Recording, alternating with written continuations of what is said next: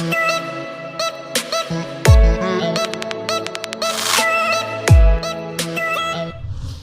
what is going on, you guys? My name is Rayge, and we are back today with a difficulty 6 incursion raid video guide for you all. So in today's video, we're going to be covering the mutant section respectively with my team. Total team power actually about 1.2 million. And then it's awesome to say that both these characters here, Nemesis and Apocalypse, are the only ones that brought up in my team because I utilized both these characters here in Dark Dimension 6. They were absolutely amazing in the global section, which then just leaves Magneto, Archangel, and Dark Beast at gear tier level 16 and as well as 85. So actually not too crazy of the levels. Even at these levels they can get it done, but keep in mind too, we're dealing with enemies that are scaled much higher in these difficulties. So if you don't have higher stars built on them, it may be difficult. And more specifically, I did find that switching Magneto to a skirmisher allowed me the opportunity here to land his blind more consistently, and you're going to be seeing that in the node attempts. If you can't land Magneto's ultimate and blinding, there's some key targets that we may have to reset on because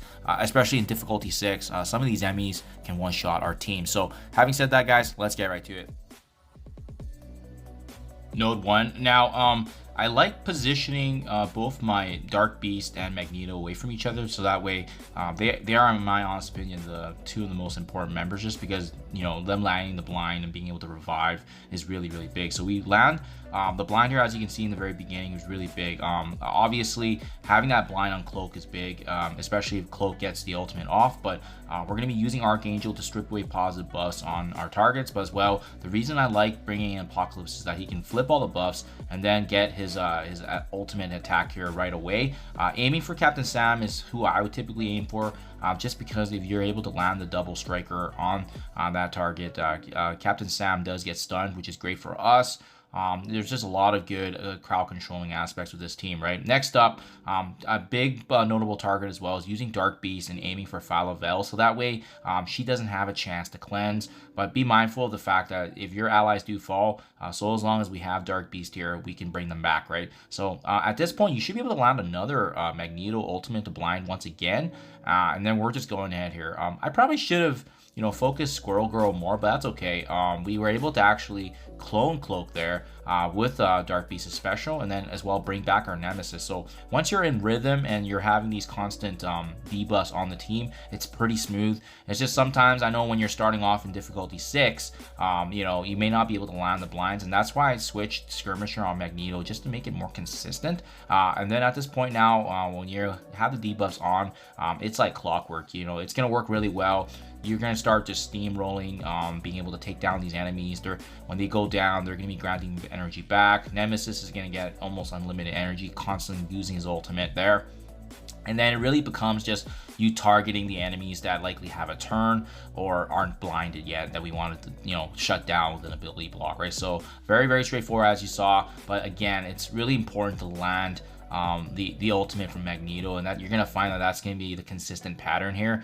And when it doesn't land, that's okay. It may not work out. You just back out, retreat, and try again in the raid, right? That's the nature of the RNG, unfortunately, for these incursion raids. But as you can see here, once you can steamroll with this team, I mean, it's just really smooth. At this point, save your abilities. It's not like you won't have energy for the next node, but I mean, it's a good timing to start kind of saving that. But you can see once we start going here, it's pretty simple and straightforward for these nodes. Is making sure you just have the debuffs readily available, and we can get the job done here with this team. Node 1, that's a wrap. Yeah, and similar strategy now with Node 2, right? Again, this one is going to have a pain point with that Silver Surfer there. So we just got to make sure that we can at least land an ultimate. As you see with the blind on Silver Surfer and Omega Red, the stage is set. So you should be able to use Archangel to strip away Silver Samurai's taunt there. You can see Silver Surfer misses his ultimate. That's extremely important because that could be an ability that actually one-shots our team. So now we have the chance, Apocalypse ultimate, to activate the trauma on this team. Omega Red also also misses his attack because of the blind, and that's exactly why it's so important to land that ultimate for Magneto. So now we're starting to steamroll here again. Big targets to aim for. I like Viv Vision. I think she's a good one. Be mindful of that back row there with Silver Surfer and obviously Sharon Carter, but because we actually have the ability block on Viv Vision, we go ahead, we target the ultimate there with the Iron Man to finish him off, and now we get going here, right, with the buffs from Nemesis. These guys have trauma and stunned or ability block, looking really good. Our Archangel took a little bit of a beating there. That's all right. We'll rinse and repeat here with the ultimate from Magneto, and you know the drill.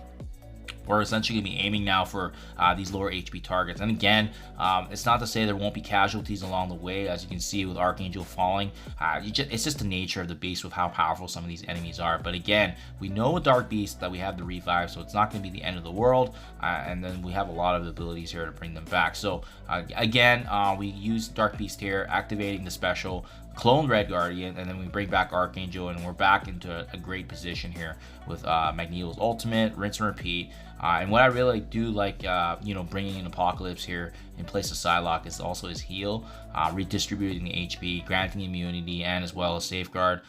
Just huge, right? We have the services now of the clone Red Guardian, and at this point, you should be trying to clean up and focus on the Silver Surfer or anybody that's weak, because keep in mind, anybody that's taken down, there is going to be a turn meter reduction thanks to the passive of Archangel. So yeah, again, once we're in rhythm here with the debuffs, it's pretty much clockwork. Aiming once again with Nemesis's ultimate combined with Magneto's debuffs. Super straightforward when the setup is correct. I've definitely failed this node a few times in terms of the setup, because if you miss the ultimate there on either Silver Surfer or Omega Red, it could be very painful. So thankfully this worked out, and again, what I found has been consistent is just getting that skirmisher on Magneto to make it more consistent. Before I had him as a striker, but just given his power levels, the fact that he's only gear tier 16, level 85, that's kind of what's been making it at least more coherent and smooth for the gameplay. And here we go, last but not least, for the boss node here. So similar story to what we've seen. Again, landing the ultimate right from the get-go with Magneto. And it doesn't matter even if you blind the enemy's Magneto, because they can actually still get their ultimate off, because Magneto's ultimate actually bypasses blind. So you can see there's going to be a little bit of burst of damage in the beginning here. Again, Apocalypse getting the initial burst of speed here. Thankfully being able to land his ultimate, and we can actually use his ability right from the get-go if you can land it just right. So there's a couple targets you can aim for. Personally, I think Magneto is a good one, just because if you can get him out of the way before he activates his ultimate, that is ideal, but it may not be perfect. So we got him pretty close, activating Nemesis actually with the ultimate there to finish him off.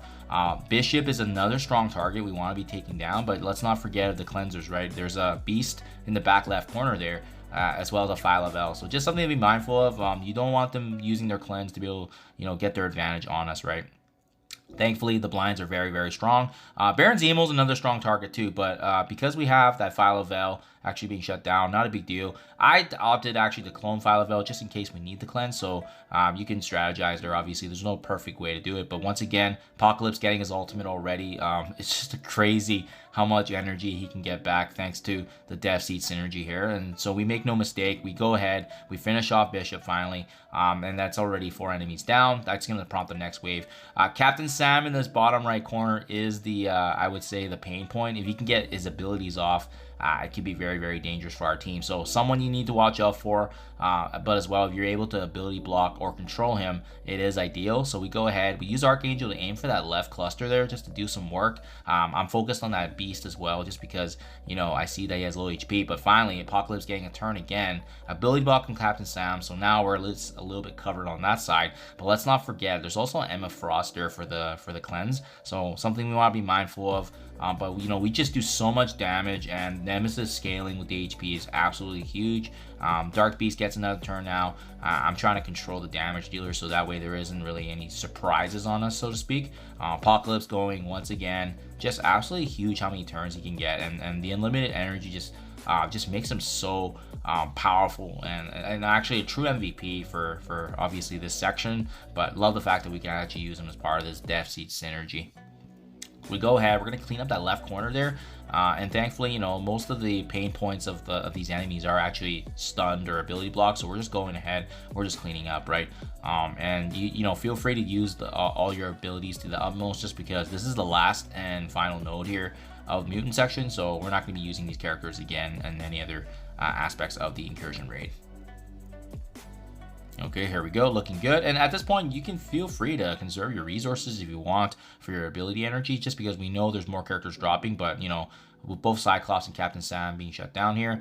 Finally, the last of the Rebirth characters do spawn here, so we go ahead, and now we are going to target them. They're not really a pain point. I think, honestly, they're just like the leftover scraps of this node, right? Their synergies are all right, but I mean, they're not a pain point because of the fact that they just don't have the assisted full Rebirth team against us. So we just go ahead, we're just gonna target them as much as we can. Obviously, once they get blinded, they're not effective at all against us. There's no cleanser or anything like that. So at this point, it's just us showing mercy and just trying to finish them off as soon as possible. So as you guys can see, guys, learning lessons from these nodes, Mutants is actually very, very straightforward, even with this 1.2 million team.